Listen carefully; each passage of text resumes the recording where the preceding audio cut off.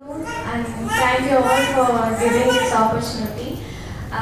இங்கே வந்து ஒரு சக்ஸஸ் மீட்டில் பேசுகிற அளவுக்கு என்னோட ப்ரிப்பரேஷன் வந்து ரொம்ப ஸ்ட்ராங்காக இருந்துச்சு அப்படின்னு நான் ப்ரிப்பேர் பண்ண டைம்லேருந்து இப்போ வரைக்குமே என்னால் அதை பிலீவ் பண்ண முடியல.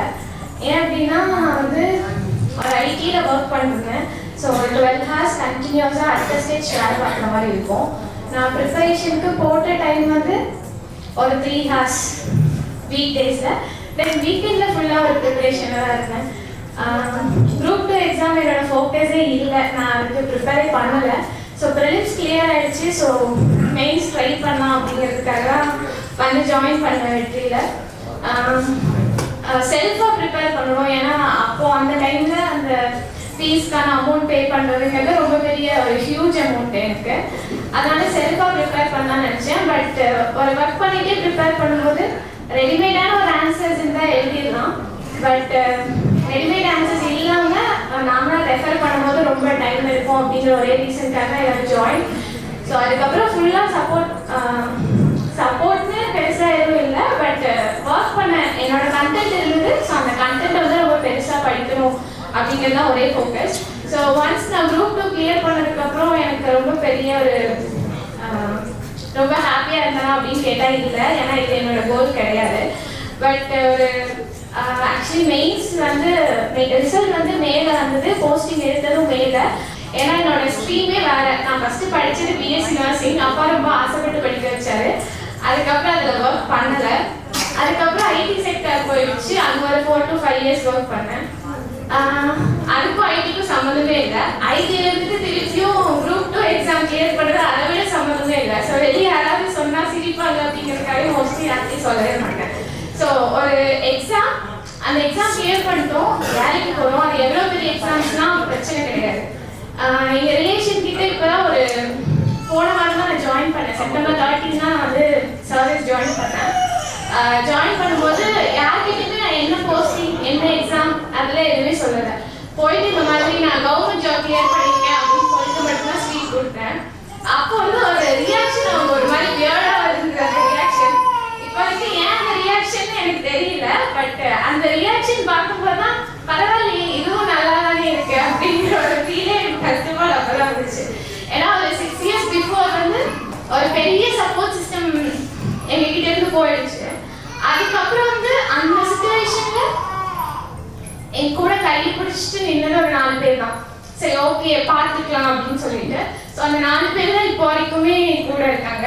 ஸோ அந்த 4 பேரை தவிர அது மற்ற எல்லாருமே அட்டாச்சாக தான் இருந்தாங்க. பட் பிஃபோர் 6 yearsக்கு அப்புறம் அவங்க யாருமே இல்லை, பெருசாக டச் இல்லை. ஸோ வேறு போய் ஸ்வீட் கொடுக்கும்போது அந்த ரியாக்ஷன் பார்க்கும்போது நல்லா இருந்துச்சு. நீங்களாம் எப்படி வந்துடுவீங்க அப்படின்னு கேட்டாங்க. ஸோ வந்துட்டேன்னு நான் எதுவும் சொல்லலை, எக்ஸாம்ஸ் கிளியர் பண்ணிட்டேன்னு மட்டும்தான் சொன்னேன். சொல்லும்போது அவங்க கொடுத்த ரியாக்ஷன் தான் நல்லா இருந்தது. நான் வந்து எக்ஸாம் எழுதினப்போ, கிளியர் பண்ணப்போ, போஸ்டிங் வாங்கினப்போ அந்த கேட்டு முன்னாடி வந்து எனக்கு பெருசாக ஃப்ரெண்ட்ஸ் சர்க்கிள்ஸே கிடையாது. ஏன் அப்படின்னா நான் இன்ஸ்டியூட் வரதே 3 மணி நேரம் தான். அந்த 3 மணி நேரத்தில் எக்ஸாம் எழுதிட்டு திருப்பி ஆஃபீஸ் போகணும். ஸோ ஒர்க் ஃப்ரம் ஹோம் இருந்தப்போ 2 மணிக்கு எனக்கு ஷிஃப்ட் ஸ்டார்ட் ஆகும். ஸோ நான் மார்னிங் ஒரு 9 மணிலேருந்து 10 மணி வரைக்கும் படிச்சுட்டு அந்த எக்ஸாம் எழுதிட்டு திருப்பி ஷிஃப்ட் போய் உட்காந்தா முடியறது 11 மணி ஆகிடும். ஸோ அதனால எனக்கு ஃப்ரெண்ட்ஸ் சர்க்கிள் யாருமே கிடையாது. ஸோ அப்படி இருக்கும்போது அந்த 3 மணி நேரம் உட்கார்றது, படிக்கிறது, ரிவைஸ் பண்ணுறது அதெல்லாமே ரொம்ப ஸ்ட்ரகிளாக இருந்துச்சு. எல்லா ஃபீல்டுமே வந்து தனியாக ஃபேஸ் பண்ண மாதிரி இருந்துச்சு. ஸோ அது ஒன்று இருந்தது. ரெண்டாவது நான் இன்ஸ்டியூட் வந்து சண்டே கிளம்பி வந்தால் ஊரில் எல்லாரும் கேட்க ஆரம்பிச்சிட்டாங்க, உன் பிள்ளை எங்கே போகிறேன். அதுக்கு பதில் சொல்கிறதே ரொம்ப பெரிய கஷ்டமாக இருக்கும். அதுக்காகவே நான் இன்ஸ்டியூட் போகிறேன், படிக்கிறேன் அப்படிங்கிறத வந்து யார்கிட்டையுமே பெருசாக ஷேர் பண்ணதே இல்லை. ஸோ ஒரு இப்போ வரைக்கும் எனக்கு அடுத்த எக்ஸாம் ப்ரிப்பேர் பண்ணுறதுக்கு ஒரே ஒரு கான்ஃபிடன்ஸ் என்னன்னா, ஒரு 3 மணி நேரம் ப்ரிப்பேர் பண்ணி ஒரு எக்ஸாம் முன்னால் கிளியர் பண்ண முடியும் அப்படின்னா அதே 3 மணி நேரம் எஃபோர்ட்ல நெக்ஸ்ட் லெவல் எக்ஸாமே என்னால் கிளியர் பண்ண முடியும் அப்படிங்கிற ஒரே விஷயம் தான் இப்போ வரைக்கும் இருக்கு. ஸோ அது நோக்கி தான் அடுத்த பயணம் இருக்கும் அப்படின்னு நம்புறேன். ஸோ ஆப்வியஸ்லி தேங்க்ஸ் சொல்லணும்னா நிறைய பேருக்கு தேங்க்ஸ் சொல்லணும். ஃபர்ஸ்ட் வந்து அம்மா தான். ஏன்னா வந்து ஒரு 26 வயசுல ஒரு பொண்ணை மேரேஜ் பண்ணாமல் சிங்கிள் ஹேண்டடாக வீட்டில் இருக்கும்போது எவ்வளோ கேள்வி கேட்பாங்க அப்படிங்கிறது தெரியும். ஸோ அவ்வளோ கொஸ்டினையும் ஃபேஸ் பண்ணிட்டு ஓகே லெட் ஹர் டு அப்படின்னு சொன்னனால. நெக்ஸ்ட் வந்து என் தங்கச்சி, அவள் வந்து என்ன சொல்றது ரொம்ப பெரிய சப்போர்ட் சிஸ்டம்லாம் கிடையாது. என்ன பிரச்சனை இருந்தாலும் அவன் ஒரு ஆன்சர் ரெடிமேடா வச்சிருப்பா, பார்த்துக்கலாம் அப்படின்னு சொல்லிட்டு. ஸோ அதுதான் வந்து அடுத்த லெவலுக்கு எனக்கு ரொம்ப கான்ஃபிடென்ட்டாக இருந்துச்சு. அப்பா இருந்திருந்தா it's very happy, but he is not there. But I wish அப்படின்னு ஏதோ இடத்துல பார்த்துட்டு இருப்பாங்க அப்படின்னு சொல்லி நினைக்கிறேன். And thank you so much all.